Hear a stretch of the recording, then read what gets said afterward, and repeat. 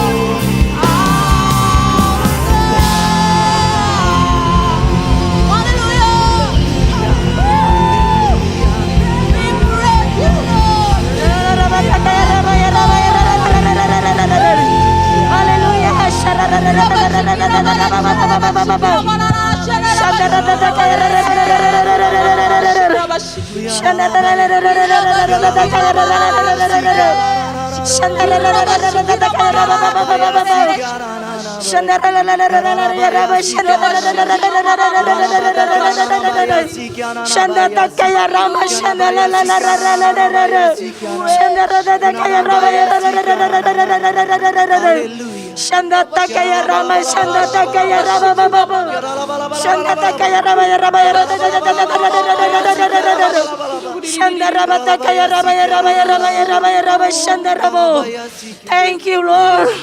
Thank you, Jesus. Sebab seperti bumi menumbuhkan tumbuh-tumbuhan dan seperti kebun yang menumbuhkan benih yang ditaburkan, demikianlah firman Tuhan akan menumbuhkan kebenaran serta puji-pujian bagi semua bangsa-bangsa, bagi semua orang-orang pilihan Tuhan. Demikianlah firman Tuhan. Di dalam nama Yesus kami berdoa ya Tuhan pada malam hari ini di rumah doamu ya Tuhan. Biar hadirat-Mu Tuhan di tempat ini memenuhi tempat ini ya Tuhan. Di dalam nama Yesus. Karena kami percaya dalam nama Yesus ada kuasa. Dalam nama Yesus ada pemulihan. Dalam nama Yesus ada keterikatan dosa yang dihancurkan. Nama Yesus yang berkuasa menghapus setiap dosa. Belenggu-belenggu kutuk-kutuk yang mengikatmu di dalam nama Yesus saat ini juga dilepaskan. Segala pergumulanmu, keterikatanmu, trauma masa lalumu saat ini juga dibebaskan, dipulihkan. Terjadilah kesembuhan, terjadilah pemulihan dalam nama Yesus. Dalam nama Yesus, di dalam nama Yesus kami percaya Tuhan membuka pintu-pintu surga bagimu. Biarpun di pintu-pintu di dunia ini tertutup, masih ada pintu surga terbuka untukmu dan untukku. Terima kasih Tuhan. Terima kasih. Berkati anak-anakmu, berkati umatmu. Dengan setia dia mengasihi melayani engkau di tempat ini beribadah kepadamu. Berkat-Mu melimpah-limpah dalam nama Yesus. Terima kasih Tuhan, kami percaya setiap yang sakit sudah disembuhkan, setiap yang terbelenggu sudah dibebaskan, segala intimidasi, trauma-trauma sudah dibebaskan dalam nama Yesus. Terima kasih Tuhan, berkat-Mu melimpah di rumah doa ini ya Tuhan. Terima kasih Tuhan Yesus. Hanya nama Yesus yang berkuasa, dahulu, sekarang, dan sampai selama-lamanya. Hanya nama Yesus, nama di atas segala nama.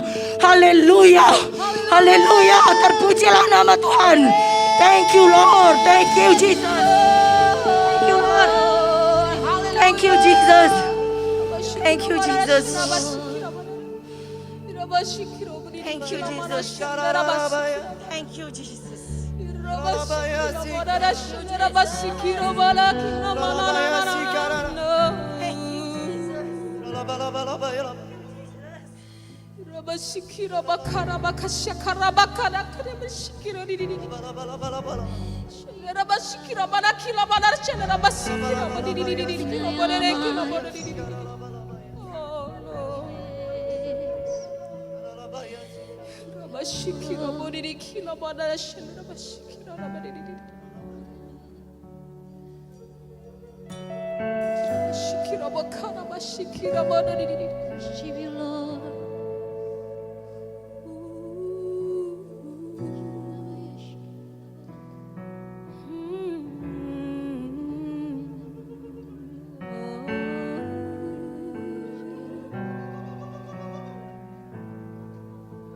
Kami percaya Tuhan, orang-orang yang mencari-Mu, orang-orang yang berseru kepada Tuhan, orang-orang yang memanggil nama-Mu, Engkau mendengarnya. Pada malam ini Tuhan, setiap kami yang hari ini memanggil Engkau, Yesus, Yesus, saat ini pun Engkau mendengar Tuhan. Engkau mendengar dan menurunkan tangan-Mu atas kami. Engkau tidak pernah menutup telinga-Mu. Engkau tidak pernah berdiam diri akan setiap seruan anak-anak-Mu. Hari ini Tuhan, hari ini Yesus, dan setiap kami yang memanggil Engkau, Yesus, Abba, Abba,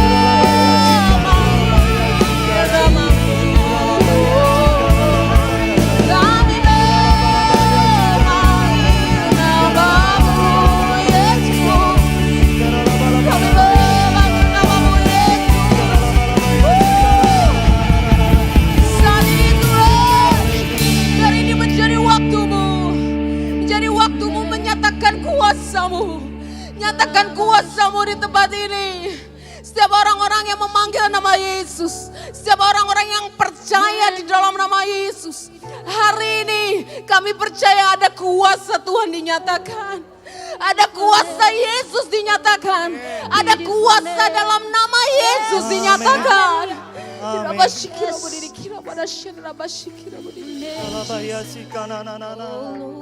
Name Jesus.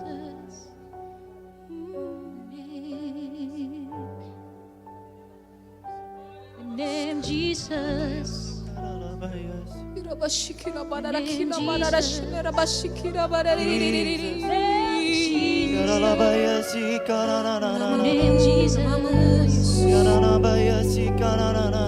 Thank you Jesus, thank you Lord.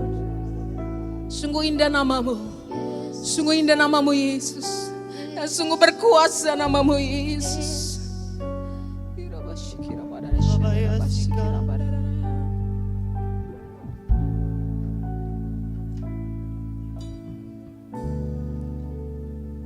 kasih Yesus, terima kasih Tuhan.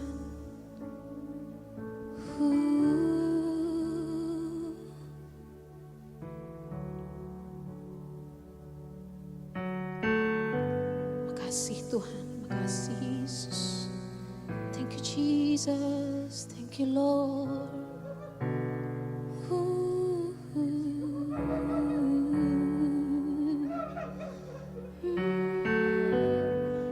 Let's go.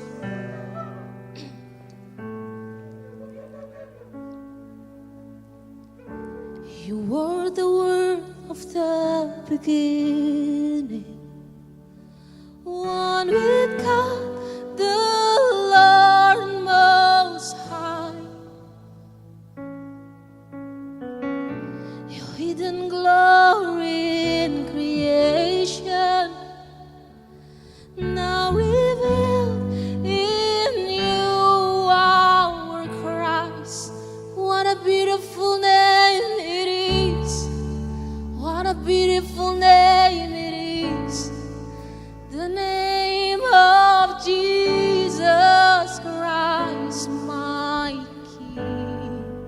What a beautiful name it is. Nothing compares to this. What a beautiful name it is.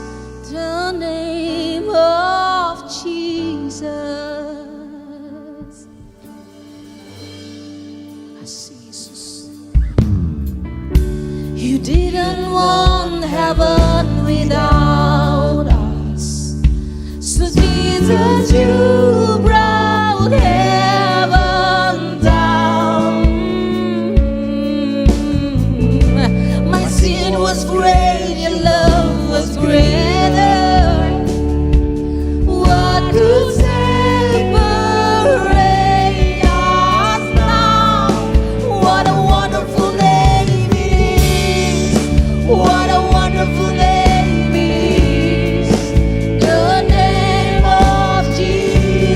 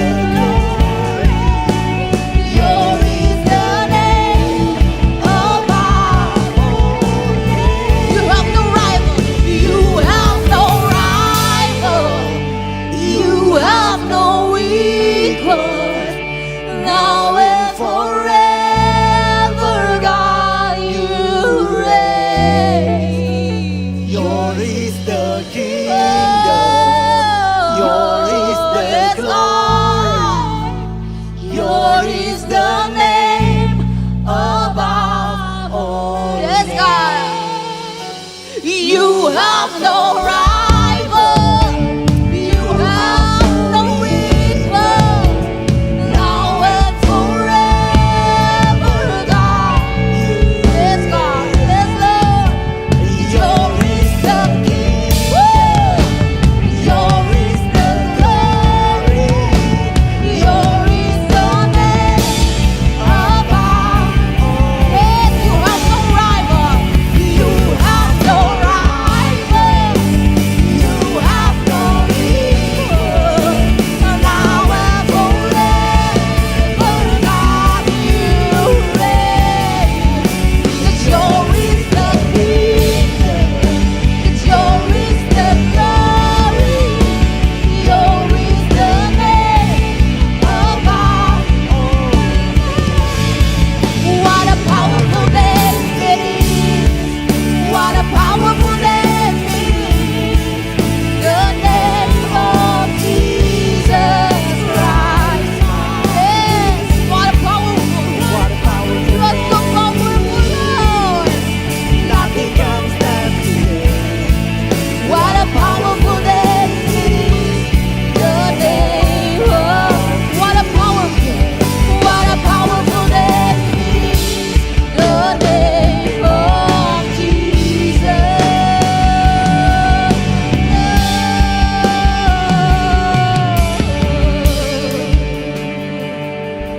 You have the power, Lord. You have the power, oh Jesus.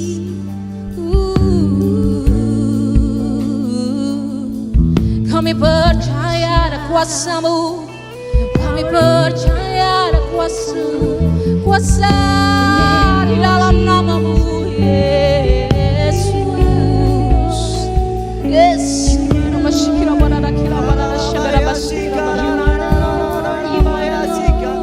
You have no rival.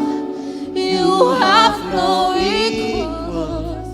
Now and forever, God, you reign.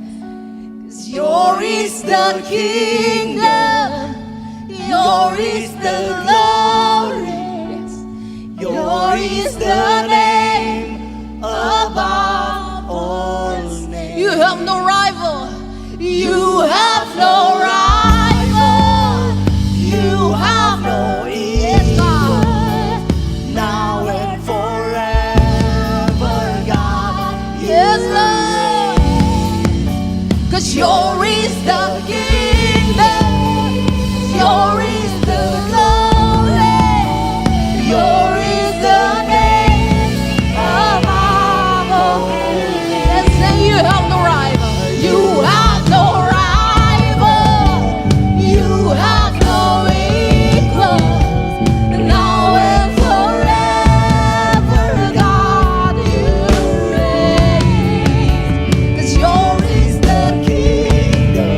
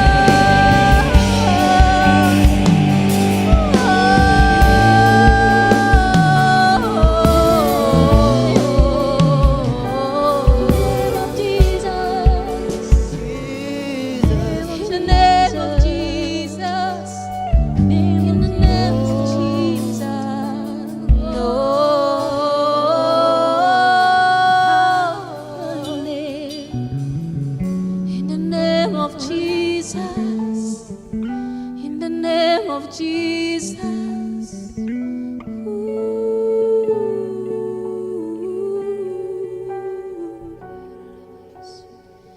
In the name of Jesus.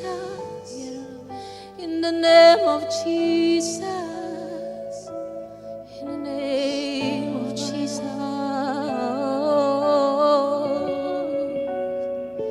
In the name of Jesus. In the name of Jesus. In the name of Jesus. Yeah. In the name of Jesus. In the name of Jesus.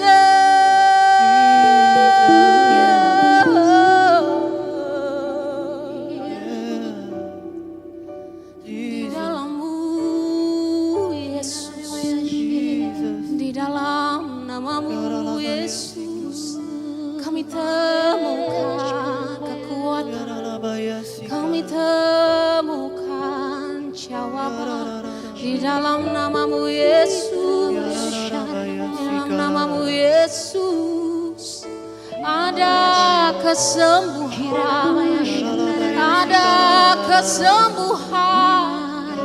Di dalam nama-Mu Yesus, di dalam nama-Mu Yesus, ada pengharapan, ada pengharapan. Oh, di dalam nama-Mu Yesus, di dalam nama-Mu Yesus, kami temukan kekuatan, kami temukan kekuatan. Oh, di dalam nama Yesus, di dalam nama Yesus.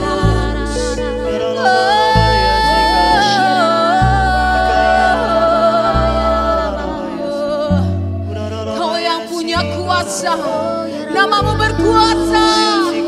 Yes, nama-Mu berkuasa Yesus, nama-Mu berkuasa Yesus.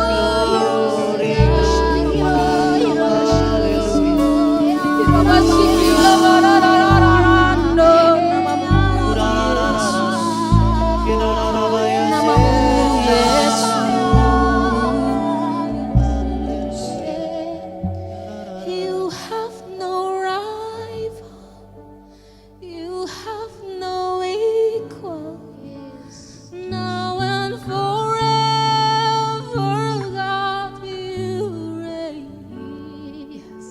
'Cause yours is the kingdom, 'cause yours is the glory, yours is the name above all names. You have no rights, God. You have no equal. Now and forever, God, you reign. 'Cause yours is the kingdom, 'cause yours is the glory, yours is the name above all names. You have no rival. You have no rival. You have no equal. Now and forever, God, you reign. Yes, Jesus. 'Cause yours is the King, yes, God. 'Cause yours is the glory, yours is the name above all names. Oh, we praise you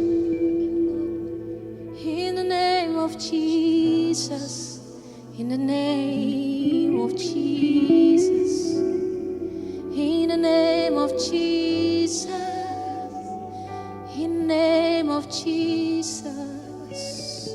Mari kita sembah Dia. Mari sembah Dia. Ambil waktu pada malam ini untuk sembah Dia. Panggil namanya. Panggil nama Yesus. Panggil nama Yesus yang berkuasa. Panggil nama Yesus yang berkuasa. Nama Yesus.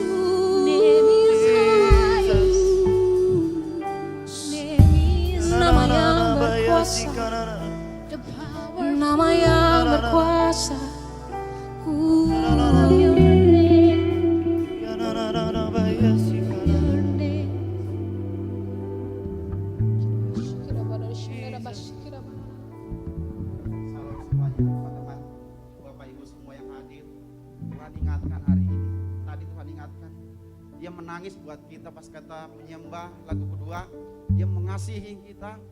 Dia berkata, apapun masalah kita hari ini, apapun pergumulan kita hari ini, janganlah jadi Yudas. Janganlah jadi Yudas. Janganlah tukar iman kita dengan sesuatu apapun. Dia ingatkan, Bang, saya sebenarnya mau nyampaikan Tuhan apa yang harus disampaikan, tapi bilang janganlah jadi Yudas hari-hari. Apapun pergumulan, apapun masalah kita yang hari-hari. Kadang-kadang kadang-kadang pintu-pintu tertutup, kita melihat kadang-kadang pertolongan Tuhan gak ada, tapi Tuhan bilang, di mana engkau angkat tangan, di mana engkau angkat tangan minta tolong, kasih Tuhan turun. Ada perkenanan Tuhan. Dia minta hari-hari ini buat kita semua. Minta kasih Bapak, minta kasih Bapak. Di mana ada kasih, di situ ada kesembuhan. Di mana ada kasih, di situ ada jalan. Di mana ada kasih, di situ setiap pergumulan-pergumulan dibukakan. Pesannya hanya saya dapat benar-benar, apapun pergumulanmu, biarpun dokter vonis apapun penyakitmu hari ini, jangan tukar, janganlah jadi Yudas. Yang murid Tuhan Yesus, janganlah jadi Yudas. Tuhan berpesan buat kita hari-hari, tapi tetaplah fokus sama Tuhan. Tetaplah seperti murid-murid yang sisa, yang selalu berkobar-kobar, yang selalu memberitakan Injil. Biarpun apapun di depan, biarpun nyawa kita sekalipun, Tuhan ingatkan kita, janganlah jadi Yudas dan janganlah tukar demi siswa nasi atau demi apa iman kita. Tetap Yesus, tetaplah Yesus. Amin. Yes. Haleluya.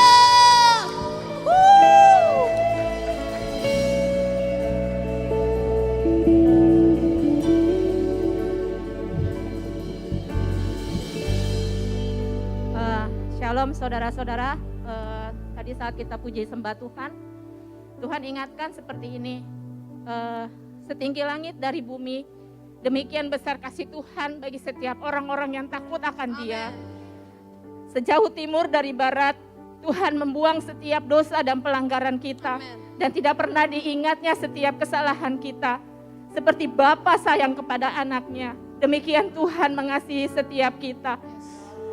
Setinggi langit dari bumi, demikian rancangan Tuhan atas kehidupan kita. Jalan Tuhan adalah yang terbaik atas hidup kita. Tuhan berkata saat ini, rumah ini akan menjadi rumah Tuhan yang menghanguskan. Akan ada mujizat-mujizat yang luar biasa yang akan Tuhan nyatakan.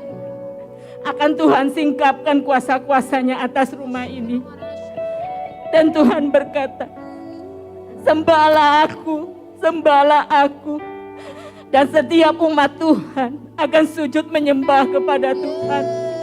Setiap umat Tuhan akan datang kepada Tuhan dengan hati yang haus dan lapar akan Engkau ya Tuhan. Dan kami percaya rumah ini akan dipakai Tuhan dengan luar biasa. Akan ada orang-orang yang akan diubahkan Tuhan. Amin. Akan ada orang-orang yang dipulihkan Tuhan. Amin. Dan saat tadi Tuhan ingatkan saya, ada orang-orang yang mengalami sakit. Mungkin sakit di bagian belakang sini. Tapi Tuhan berkata, biar dengan darah Yesus, biar dengan bilur-bilur urapan darah Yesus mengalir kesembuhan atas tubuhmu. Biar saat ini kesembuhan terjadi atas hidupmu. Dan percayalah, Tuhan itu dokter di atas segala dokter. Ketika manusia mengatakan tidak bisa, tetapi kata Tuhan, Dia akan memulihkanmu dan Dia akan menyembuhkanmu secara sempurna. Terima kasih ya Tuhan. Berikan sorak-sorak bagi Dia. Thank you Jesus.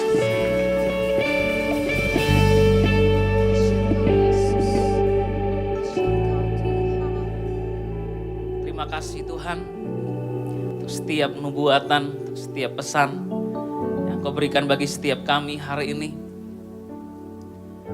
Kami mengucap syukur karena memiliki Allah yang menyatakan kasih-Nya hari ini di tengah-tengah kami. Biarlah kami senantiasa percaya bahwa Engkau mengasihi kami dan akan terus mengasihi kami Tuhan. Biarlah kami senantiasa percaya bahwa apapun yang hari ini sedang kami alami, Tuhan, kasih-Mu adalah tempat terakhir bagi kami untuk menemukan setiap solusi dan jawaban, untuk menemukan kenyamanan dan ketenangan. Dan biarlah hari ini Tuhan Yesus di tempat ini kami semua merasakan kasih itu. Terima kasih Roh Kudus, berbicaralah kepada setiap kami hari ini. Dalam nama Tuhan Yesus kita sama-sama katakan amin. Haleluya. Silakan duduk Bapak Ibu semua.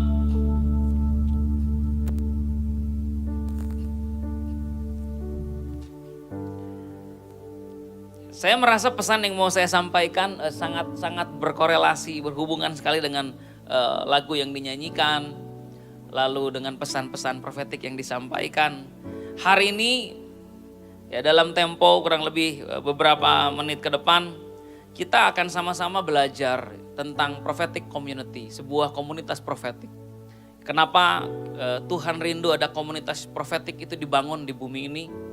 Lalu kenapa Tuhan ingin kita menjadi orang-orang yang juga bisa ikut ambil bagian di dalam satu kegerakan profetik dan komunitas profetik yang Tuhan hari-hari ini sedang bangkitkan. Nah, di PowerPoint saudara akan melihat di situ judulnya Prophetic Community, ya, komunitas profetik. Tentu saudara semua udah tahu peristiwa ini ya. Peristiwa di gambar itu adalah peristiwa ketika Roh Kudus dicurahkan dalam Kisah Rasul pasalnya yang kedua. Di situ para murid mengalami lawatan Roh Kudus yang luar biasa. Sehingga saya akan bacakan buat saudara. Di PowerPoint saudara bisa lihat ayat demi ayat itu saya tunjukkan mengenai bagaimana pengalaman profetik itu dialami oleh para murid. Dalam Kisah Rasul 2 ayat 1 dikatakan ketika tiba hari Pentakosta, semua orang percaya berkumpul di satu tempat. Tiba-tiba turunlah dari langit suatu bunyi seperti tiupan angin keras yang memenuhi seluruh rumah di mana mereka duduk. Dan tampaklah kepada mereka lidah-lidah seperti nyala api yang bertebaran dan hinggap pada mereka masing-masing. Nah, ini menarik karena ketika peristiwa Pentakosta terjadi, ada api yang seperti lidah-lidah itu seperti api yang menyambar dan masing-masing bisa melihat itu dalam di atas kepala temannya. Jadi Alkitab berkata bahwa tampaklah kepada mereka lidah-lidah seperti nyala api yang bertebaran dan hinggap pada mereka masing-masing. Jadi mereka bisa lihat di kepala temannya, Petrus bisa lihat di kepala Yohanes, Yohanes bisa lihat di kepala Andreas, Andreas bisa lihat di kepala teman sebelahnya bahwa kok di atas kepala kamu ada api. Api apa itu yang menyala begitu luar biasa? Ini pengalaman yang sangat supranatural. Lalu di ayat selanjutnya dikatakan bahwa maka penuhlah mereka dengan Roh Kudus. Lalu mereka mulai berkata-kata dalam bahasa-bahasa lain yang seperti yang diberikan oleh Roh itu kepada mereka untuk mengatakannya. Waktu itu di Yerusalem diam orang-orang Yahudi yang saleh dari segala bangsa di bawah kolong langit. Ketika turun bunyi itu berkerumunlah orang banyak. Mereka bingung karena mereka masing-masing mendengar rasul-rasul itu berkata-kata dalam bahasa mereka sendiri. Mereka semua tercengang-cengang dan heran lalu berkata, bukankah mereka semua yang berkata-kata itu orang Galilea? Bagaimana mungkin kita masing-masing mendengar mereka berkata-kata dalam bahasa kita sendiri? Yaitu bahasa yang kita pakai di negeri asal kita. Kita mendengar mereka berkata-kata dalam bahasa kita sendiri tentang perbuatan-perbuatan besar yang dilakukan Allah. Jadi ketika Roh Kudus turun atas para murid, mereka mulai berkata-kata dalam bahasa-bahasa baru, bahasa-bahasa lain, dan bukan bahasa yang mereka pernah pelajari atau pernah tahu sebelumnya. Dan ternyata bahasa-bahasa yang mereka ucapkan itu adalah bahasa-bahasa yang dimengerti oleh orang-orang yang hadir di situ dari berbagai daerah. Bahasa asing tapi dimengerti oleh orang-orang yang berasal dari berbagai daerah itu. Dan ini membuat mereka bingung, ada apa? Kok aneh? Nah, kalau kita lihat semua pengalaman itu kita baca tadi, kita pasti akan merasa kagum. Pengalaman-pengalamannya kok begitu luar biasa. Tetapi pertanyaan saya adalah apa yang membuat Roh Kudus itu turun pada hari Pentakosta? Apa yang membuat Roh Kudus itu turun? Alkitab berkata mereka berkumpul di suatu tempat dan mereka berdoa. Apa yang mereka doakan? Bagaimana caranya mereka berdoa? Kok bisa sampai Roh Kudus itu turun? Nah, kalau kita buka Yohanes pasal 14, di ayatnya yang ke-18 dikatakan begini. Yesus berkata kepada murid-muridnya, ya karena dia tahu dia akan segera terangkat. Yesus berkata kepada murid-muridnya, aku tidak akan meninggalkan kamu sebagai yatim piatu. Aku datang kembali kepadamu. Lalu ayat 25 dia berkata, semuanya itu kukatakan kepadamu selagi aku berada bersama-sama dengan kamu. Tetapi penghibur yaitu Roh Kudus yang akan diutus oleh Bapa dalam namaku. Dialah yang akan mengajarkan segala sesuatu kepadamu. Dan akan mengingatkan kamu akan semua yang telah kukatakan kepadamu. Yesus berkata dalam ayat 18, aku tidak akan meninggalkan kamu sebagai yatim piatu. Dalam bahasa Yunani yatim piatu itu orfanos. Apa orfanos? Orfanos yang pertama artinya perasaan menderita karena menjadi yatim piatu. Yang kedua orfanos artinya perasaan ditinggalkan oleh orang yang disayangi. Orfanos artinya perasaan ditolak oleh orang yang disayangi. Dan orfanos artinya dibiarkan hidup sendirian oleh orang yang disayangi. Itu arti dari orfanos. Jadi Yesus bilang aku gak akan biarkan kamu jadi yatim piatu, dalam artian aku gak akan membiarkan kamu mengalami pengalaman dan perasaan-perasaan itu terlalu lama. Aku akan mengutus seorang penolong menggantikan aku. Nah, murid-murid ini sudah sangat terbiasa bersama dengan Yesus. Mereka udah meninggalkan segala sesuatu untuk mengikut Yesus. Mereka udah meninggalkan segalanya untuk bisa berada bersama dengan Yesus. Mereka ditolak, mereka dihina, mereka diejek di berbagai kota dengan Yesus mereka pergi. Jadi mereka merasa gak bisa kehilangan Yesus. Dan ketika Yesus berkata, aku akan pergi. Dan kamu akan merasa satu perasaan seperti yatim piatu. Kamu akan merasa menderita untuk sesaat. Kamu akan merasa seperti ditinggal oleh orang yang kamu sayangi untuk sesaat. Kamu akan merasa ditolak untuk sesaat. Kamu akan merasa seperti dibiarkan hidup sendirian untuk sesaat. Tetapi waktunya akan tiba, Roh Kudus akan turun atas kamu. Jadi jangan pernah tinggalkan Yerusalem. Nah, kalau kita nggak mengerti latar belakang ini, kita nggak akan tahu seperti apa rasul-rasul itu berdoa di ruang atas. Kita nggak akan tahu seperti apa mereka ketika mereka menyembah bersama-sama menanti Roh Kudus dicurahkan. Mereka menyembah, mereka berdoa seperti seseorang yang sedang sakit hatinya. Ya, kalau bahasa Inggrisnya love sick. Seperti seseorang yang merasa kalau aku lebih lama lagi aku nggak berada bersama dengan Yesus. Kalau lebih lama lagi aku merasakan kehilangan Yesus, aku nggak bisa. Jadi saya percaya waktu di loteng Yerusalem mereka berdoa udah dengan jeritan, dengan seruan. Karena mereka merasakan betul perasaan ditinggal, perasaan ditolak, ya perasaan seperti dibiarkan hidup sendirian. Jadi mereka bilang, Roh Kudus mari datang. Karena aku gak bisa hidup lebih lama lagi tanpa Engkau. Roh Kudus mari datang. Karena hidup ini akan menjadi hambar tanpa Engkau. Roh Kudus mari datang. Karena kami gak bisa hidup tanpa Engkau. Nah, jeritan itu yang membuat Roh Kudus akhirnya turun seperti tiupan angin yang keras. Jadi mereka berkumpul di loteng, bukan berdoa minta kuasa. Yesus bilang kuasa itu akan turun. Tapi mereka berkumpul di loteng karena bukan berdoa untuk minta kuasa. Mereka berkumpul di loteng karena mereka menantikan seseorang yang akan menggantikan peran Yesus dalam hidup mereka. Mereka menanti seseorang yang akan membuat mereka tidak lagi merasa sendiri. Tidak lagi merasa tertolak, tidak lagi merasa ditinggal. Makanya mereka berdoa dengan luar biasa.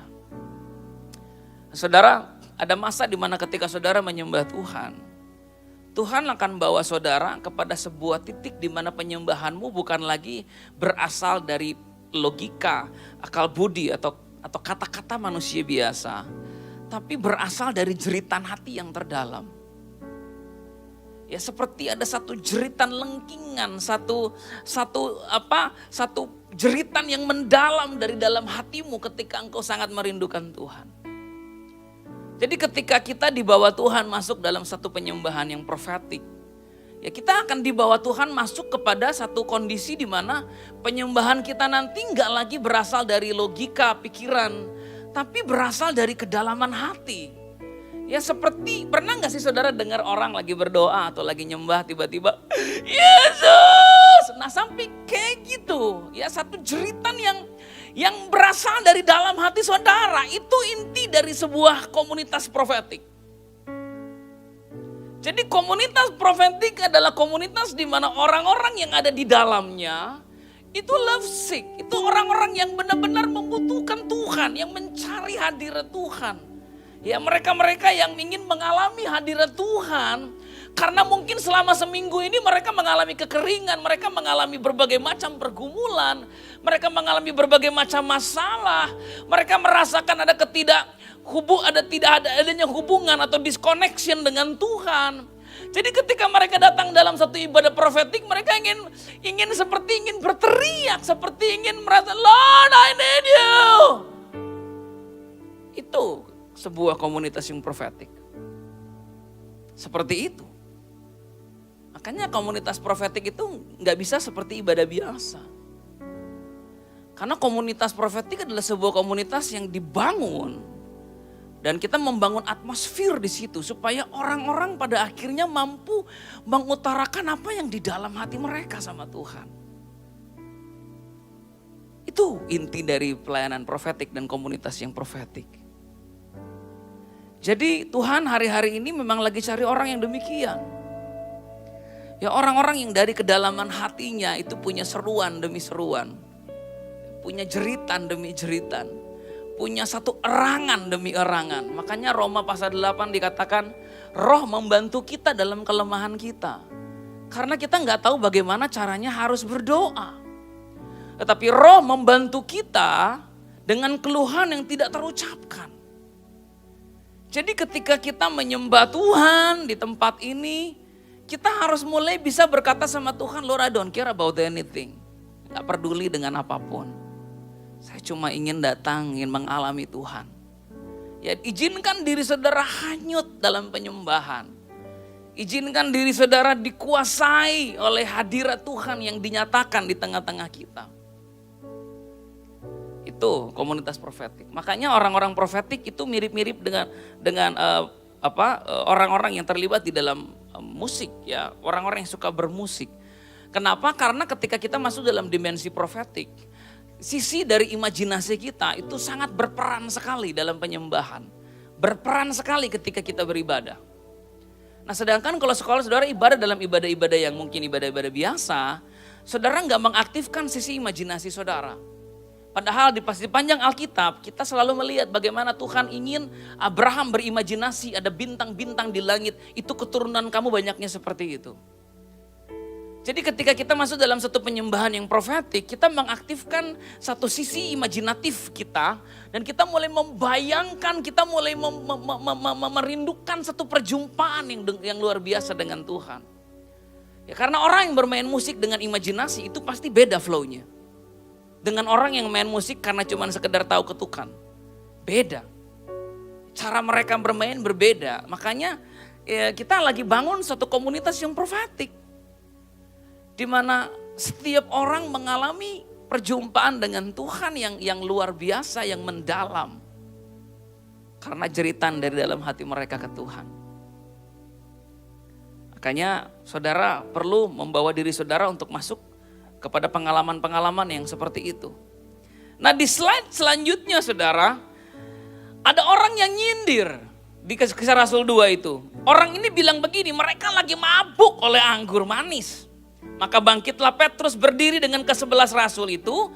Dan dengan suara nyaring ia berkata kepada mereka, enggak, orang-orang ini enggak mabuk seperti yang kamu sangka. Karena ini baru pukul 9 pagi. Tapi inilah yang difirmankan Allah dengan perantaraan Nabi Yoel akan terjadi pada hari-hari terakhir. Demikianlah firman Tuhan. Bahwa aku akan mencurahkan rohku ke atas semua manusia. Maka anak-anakmu laki-laki dan perempuan akan bernubuat. Teruna-terunamu akan mendapat penglihatan-penglihatan. Dan orang-orangmu yang tua akan mendapat mimpi. Nah, ini adalah isi dari sebuah komunitas yang profetik. Di situ ada bahasa roh, di situ ada nubuatan, di situ ada penglihatan, di situ ada satu dimensi imajinatif yang disebut dengan dreams, mimpi. Nah, itu yang kita mau bangun. Saya rindu sementara saudara menyembah Tuhan, Tuhan bicara sama saudara secara pribadi. Ya, Tuhan beri saudara satu penglihatan, saudara pulang ke rumah tiba-tiba saudara dapat sebuah mimpi dan Tuhan bicara lewat mimpi. Ya, karena Tuhan lagi mau bawa kita untuk masuk ke dalam dimensi di mana kita bicara sama Dia dan Dia berbicara sama kita. Itu sebuah komunitas profetik, ada nubuatan, ada penglihatan, ada mimpi atau dimensi imajinasi, ada bahasa roh. Di slide selanjutnya ada beberapa contoh supaya saudara tahu bahwa ini ada di Alkitab. Komunitas profetik itu ada di Alkitab. Ya, ada, memang begitu caranya. Memang gereja itu waktu zaman dulu itu begitu di gereja mula-mula. Ya, di situ dikatakan ada sekelompok nabi. Lalu para nabi itu aktif di gereja-gereja. Gereja mana saja? Di Antioquia, di Tirus, di Kaisarea. Lalu karunia-karunia nubuatan juga digunakan di gereja-gereja. Contohnya di gereja di Roma, di gereja di Korintus, di gereja di Efesus, di gereja di Tesalonika. Jadi gereja perjanjian lama atau gereja pada awal mula-mula itu adalah gereja di mana karunia Roh Kudus aktif dengan luar biasa. Di slide selanjutnya lagi di situ dikatakan ada beberapa nabi di Antioquia. Nah, ini unik ayat 2. Pada suatu hari ketika mereka beribadah kepada Tuhan dan berpuasa, berkatalah Roh Kudus di tengah-tengah ibadah, khususkanlah Barnabas dan Saulus bagiku untuk tugas yang telah kutentukan bagi mereka. Nah, ketika pesan profetik dicurahkan di tengah-tengah ibadah tadi, maka berpuasa dan berdoalah mereka. Lalu setelah meletakkan tangan ke atas kedua orang itu, mereka membiarkan keduanya pergi. Jadi di tengah-tengah ibadah tiba-tiba Tuhan bicara. Khususkan misalnya Febri dan Reza. Aku mau percayakan mereka satu pelayanan yang baru. Nah, di tengah-tengah ibadah ada pesan Tuhan yang secara spesifik dinyatakan buat seseorang. Lalu para pemimpin gereja mulai mendoakan mereka. Itu dimensi pelayanan yang dimana kita mau bangun. Di slide selanjutnya dikatakan lagi begini, jadi bagaimana sekarang saudara-saudara? Bila mana kamu berkumpul, hendaklah tiap-tiap orang mempersembahkan sesuatu. Hendaklah tiap-tiap orang mempersembahkan sesuatu. Ketika kita berkumpul, Anda harus membawa sesuatu ke dalam ibadah. Ketika kita berkumpul, kita harus membawa sesuatu di dalam ibadah. Apa yang kita bawa? Yang pertama adalah kita membawa Mazmur. Mazmur itu seperti tadi penyembahan tadi. Oh haleluya, kami rindu Engkau Tuhan. Mari hadir Tuhan, kami memuliakan-Mu. Itu bermazmur itu. Lalu dikatakan lagi di situ, yang seorang bermazmur, yang lain pengajaran. Lalu dikatakan juga pernyataan Allah. Seperti yang tadi teman-teman kita maju ke depan. Mereka menyatakan pernyataan Allah. Apalagi yang kita bawa? Karunia bahasa roh. Karunia menafsirkan bahasa roh. Tapi semuanya itu dipergunakan untuk membangun. Dan di ayat 27 dikatakan, kalau ada yang berkata-kata dalam bahasa roh, biarlah 2 atau sebanyak-banyaknya 3 orang, seorang demi seorang. Dan harus ada seorang lain yang menafsirkannya. Jika tidak ada orang yang menafsirkan, hendaklah mereka berdiam diri pertemuan jemaat dan hanya boleh berkata kepada dirinya sendiri dan kepada Allah. Tentang nabi-nabi baiklah 2 atau 3 orang diantaranya berkata-kata dan yang lain menanggapi apa yang mereka katakan. Tetapi jika seorang lain duduk di situ mendapat pernyataan, maka yang pertama itu harus berdiam diri. Sebab kamu semua boleh bernubuat seorang demi seorang. Sehingga kamu semua dapat belajar dan beroleh kekuatan. Karena nabi takluk kepada nabi-nabi. Sebab Allah tidak menghendaki kekacauan tetapi damai sejahtera. Nah, konteks di gereja Korintus adalah satu gereja di mana pernah terjadi kekacauan dalam ibadah. Jadi Paulus buat aturan. Kalau ada yang mau menyampaikan firman, ada yang mau berbahasa roh, lebih baik 2-3 orang aja. Tetapi itu cuma khusus Korintus karena lagi ada masalah. Kalau di gereja itu tidak ada masalah, kalau di gereja itu semua baik-baik saja, siapapun yang berbahasa roh silakan. Dan siapapun yang mau bernubuat silakan. Berapa banyak pun yang mau menyampaikan pesan Tuhan ya silakan. Jadi prakteknya ada dalam gereja. Nah, 1 Tesalonika 5 ayat 19 ayat 20-24 dikatakan janganlah padamkan roh. Jangan anggap rendah nubuat-nubuat. Ujilah segala sesuatu, peganglah yang baik. Jauhkan dirimu dari segala jenis kejahatan. Dan Ia yang memanggil kamu adalah setia, Ia juga akan menggenapinya. Jadi 1 Tesalonika Paulus berkata jangan padamkan roh. Tapi biar setiap orang dapat bergerak, setiap orang dapat mengalir bersama dengan Roh Kudus. Setiap orang dapat mengalami perjumpaan dengan Tuhan. Jangan anggap rendah nubuat-nubuat. Nah 1 Korintus 14 ayat 16 dikatakan begini. Siapa yang berkata-kata dengan bahasa roh, tidak berkata-kata kepada manusia tetapi kepada Allah. Sebab tidak ada seorang pun yang mengerti bahasanya. Oleh roh ia mengucapkan hal-hal yang rahasia. Tetapi siapa yang bernubuat ia berkata-kata kepada manusia. Ia membangun, menasihati dan menghibur. Siapa yang berkata-kata dengan bahasa roh ia membangun dirinya sendiri. Tetapi siapa yang bernubuat ia membangun jemaat. Jadi dalam sebuah komunitas profetik, kenapa kita berdoa dalam bahasa roh, kenapa kita menyembah dalam bahasa roh? Karena kita membangun diri sendiri. Waktu kita membangun diri kita sendiri di dalam doa, dalam penyembahan, orang-orang yang di sekitar kita akan terbangun. Kenapa? Karena kita membangun diri kita sendiri, kita dipenuhi dengan Roh Kudus. Dan akibatnya orang-orang yang ada di sekitar kita terkena dampak dari itu. Makanya kita bangun tim worshiper. Mereka punya bagian, punya panggilan adalah untuk membangun diri mereka sendiri sedemikian rupa. Supaya ketika mereka dibangun dan mengalami Tuhan, orang lain dibangun oleh mereka. Nah siapa yang bernubuat? Dia membangun jemaat. Jadi ketika orang-orang ini udah membangun diri mereka sendiri dalam doa dan penyembahan, mereka akhirnya menerima pesan Tuhan, mereka menjadi peka dengan suara Tuhan, mereka bernubuat. Sebagai akibatnya jemaat dibangun. Seperti tadi. Ya, amin. Jadi kalau kita memiliki satu ibadah yang demikian itu luar biasa. WL sementara di depan dia membangun dirinya sendiri. Lalu dia dapat pesan daripada Tuhan. Terus dia sampaikan itu ke tengah-tengah jemaat. Atau lewat siaran online. Pesannya pergi sampai kemana-mana. Nubuatannya pergi sampai ke kota-kota, daerah-daerah, bangsa-bangsa. Kan luar biasa itu. Amin. Nah ayatnya yang ke-6 saya ingin menyatakan ini. Jadi saudara-saudara, jika aku datang kepadamu dan berkata-kata dengan bahasa roh, apa gunanya bagimu?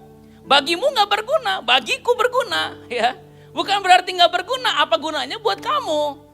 Tapi buat aku berguna. Nah waktu buat aku berguna, akhirnya akan berguna buat kamu waktu aku dipenuhi roh. Waktu aku membangun diriku sendiri dengan bahasa roh, dengan persekutuan dengan Allah, dengan jeritan yang berasal dari dalam hatiku. Maka aku akan siap dipakai Tuhan untuk memberkati kamu. Gimana caranya aku memberkati kamu? Dikatakan begini. Jika aku tidak menyampaikan kepadamu pernyataan Allah, atau pengetahuan, atau nubuatan, atau pengajaran. Jadi ketika saudara bangun diri saudara sendiri dalam penyembahan, nanti hasil akhirnya adalah entah pernyataan Allah saudara sampaikan, entah nubuatan saudara sampaikan, entah kata-kata pengetahuan. Contohnya di antara saudara di tempat ini, Tuhan berkata sama saya di antara saudara ada yang datang ke sini dan misalnya lambung saudara mengalami sakit, apakah itu saudara? Nah itu pengetahuan. Atau ada di antara saudara di tempat ini yang sedang mengalami pergumulan dalam rumah tangga, apakah itu saudara? Jadi ketika saudara bangun diri saudara sendiri, saudara dipakai Tuhan untuk memberkati orang lain. Nah komunitas seperti itu yang Tuhan rindu dibangkitkan. Di mana setiap orang, entah itu jemaat, entah itu pengerja, bersama-sama kita saling membangun. Karena kalau enggak nanti ibadahnya cuma sekedar monolog. Saudara nerima, kita ngasih. Saudara nerima, kita ngasih. Terus saja begitu. Tapi Tuhan lagi bangkitkan satu generasi yang enggak puas cuma sekedar menerima. Mereka mau membangun diri mereka supaya mereka maju ke depan dan menyampaikan pesan Tuhan. Dan saya pikir itu akan sangat-sangat luar biasa. Kenapa ini penting? Di slide selanjutnya diceritakan begini. Jadi, kalau seluruh jemaat berkumpul bersama-sama dan tiap-tiap orang berkata-kata dengan bahasa roh, lalu masuklah orang luar atau orang yang tidak beriman, tidakkah akan mereka katakan bahwa kamu gila? Ya benar, bahasa roh. Jelas kalau orang gak beriman datang dan melihat kita berbahasa roh, dia akan bilang gila. Tapi kan Paulus gak berkata kalau gitu jangan, enggak kan? Dia cuma bilang orang kalau nggak beriman atau orang yang nggak ngerti, lihat kamu bahasa roh rame-rame, pasti kamu dibilang gila. Ya nggak apa-apa. Tapi Paulus bilang, kalau semua bernubuat lalu masuk orang yang tidak beriman atau orang baru, ia akan diyakinkan oleh semua, diselidiki oleh semua, segala rahasia yang terkandung dalam hatinya akan menjadi nyata, sehingga ia akan sujud menyembah Allah dan mengaku sungguh Allah ada di tengah-tengah kamu. Jadi ketika ada orang tidak beriman datang, orang yang lagi susah datang, orang yang lagi punya pergumulan datang, orang yang lagi stres datang, orang yang lagi tertekan datang, dan tiba-tiba saudara bernubuat, orang itu diyakinkan bahwa ada Tuhan di sini. Amin. Jadi antara orang yang berbahasa roh dan orang yang bernubuat itu harus dinamis. Berbahasa roh lah saudara, karena Paulus nggak larang. Paling cuma dibilangin gila, bagus. Kalau saudara berbahasa roh dan dibilang orang normal sama orang yang gak ngerti, saudara mungkin gak berbahasa roh. Karena pengalaman di loteng Yerusalem aja dikatain mabok. Berarti mereka berbahasa roh sedemikian rupa sampai mereka kelihatan kayak orang mabok. Berarti mereka menyembah Tuhan sedemikian rupa sampai udah gak kelihatan lagi sisi entertainmentnya, cuma kelihatan sisi rohaninya aja. Entah gimana caranya mereka berdoa sampai kayak gitu, gak ngerti saya. Tapi itu terjadi. Dan Tuhan lagi bangkitkan satu generasi yang seperti itu. Amin.